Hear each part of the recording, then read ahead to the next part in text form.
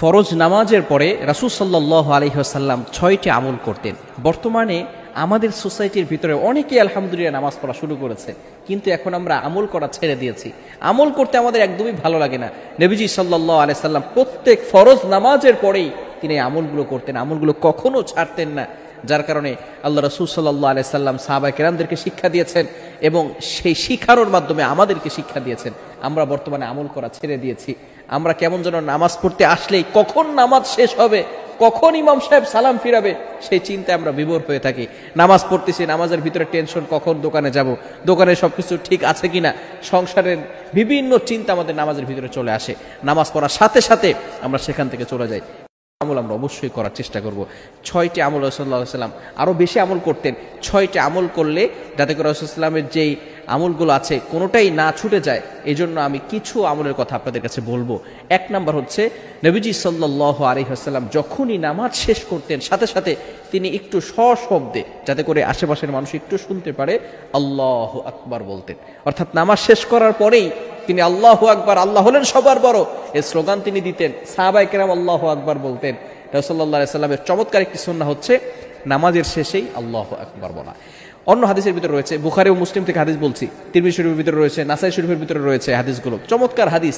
রাসূলুল্লাহ সাল্লাল্লাহু আলাইহি ওয়াসাল্লাম আল্লাহু আকবার বলতেন। দ্বিতীয় নাম্বার আমল যেটা করতেন, নবীজি সাল্লাল্লাহু আলাইহি ওয়াসাল্লাম একবার আল্লাহু আকবার বলে, একটু সশব্দে আল্লাহু আকবার বলে, এরপরে তিনি আস্তাগফিরুল্লাহ 3 বার বলতেন। কয়বার?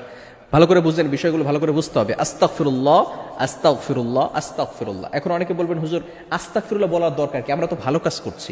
আস্তাগফিরুল্লাহ হচ্ছে যদি কোনো ব্যক্তি গুনাহের কাজ করে, খারাপ কাজ করে, তাওবা করার ক্ষেত্রে সে আস্তাগফিরুল্লাহ পড়বে। কিন্তু আমরা তো নামাজ পড়েছি, ইবাদত করেছি আল্লাহ তাআলার, আমরা কেন আস্তাগফিরুল্লাহ পড়বো? ভালো করে শুনে রাখেন, নামাজে দাঁড়িয়েছি, আমাদের অজান্তে কিছু ভুল হয়ে যেতে পারে, এটা আমরা অনেকেই জানি না। যেভাবে আল্লাহ তাআলা নামাজ পড়তে বলেছেন সেভাবে আমরা নামাজ পড়তে পারি নাই, পরিপূর্ণভাবে হক আদায় করতে পারি নাই নামাজের। এরপরে নামাজ পড়ার সাথে সাথে আমরা আল্লাহ তাআলাকে বুঝাতে চাচ্ছি, আস্তাগফিরুল্লাহ, আল্লাহ যদি আমার অজান্তে কোনো ভুল হয়ে থাকে, আল্লাহ সেগুলো তুমি ক্ষমা করে দাও। কি চমৎকার শিক্ষা নবীজি সাল্লাল্লাহু আলাইহি ওয়াসাল্লাম আমাদেরকে দিয়েছেন। তৃতীয় নাম্বার হচ্ছে, 1 নাম্বার আল্লাহু আকবার 1 বার বলতে হবে, দ্বিতীয় নাম্বার হচ্ছে আস্তাগফিরুল্লাহ 3 বার বলতে হবে। তৃতীয় নাম্বার হচ্ছে মোস্ট ইম্পর্টেন্ট, সেটা হচ্ছে আবু উমামা রাদিয়াল্লাহু তাআলা আনহু থেকে বর্ণিত। তিনি বলেন, রাসূলুল্লাহ আলাইহি ওয়াসাল্লাম এই নামাজের পরে, ফরজ নামাজের পরে আয়াতুল কুরসি পাঠ করতেন। পবিত্র কুরআনুল কারীমের ভিতরে যত আয়াত রয়েছে সমস্ত আয়াতের ভিতরে সর্বশ্রেষ্ঠ আয়াত হচ্ছে আয়াতুল কুরসি। সূরা বাকারার 255 নম্বর আয়াত, 3 নম্বর পারার 1 নম্বর পৃষ্ঠা রয়েছে। খুবই চমৎকার একটি আয়াত হাদিসের ভিতরে রয়েছে।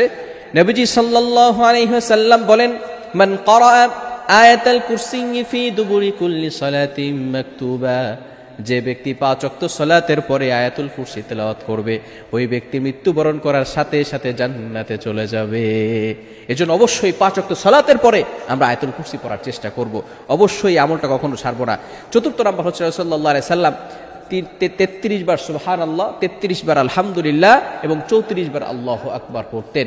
এই আমলটা আমরা ছেড়েই দিয়েছি, আমরা অনেকেই পড়ি না, এই আমলটা করব। 4 নাম্বার। 5 নাম্বার হচ্ছে, রাসূলুল্লাহ আলাইহি সাল্লাম একটা দোয়া পড়তেন, আল্লাহুম্মা আনতাস সালাম ওয়া মিনকাস সালাম তাবারাকতা রব্বানা ওয়া তাআলাইকা ইয়া জাল জালালি ওয়াল ইকরাম। এই দোয়াটা আমরা পড়ব। এবং 6 নাম্বার হচ্ছে চমৎকার একটি আল্লাহ তাআলার দোয়া।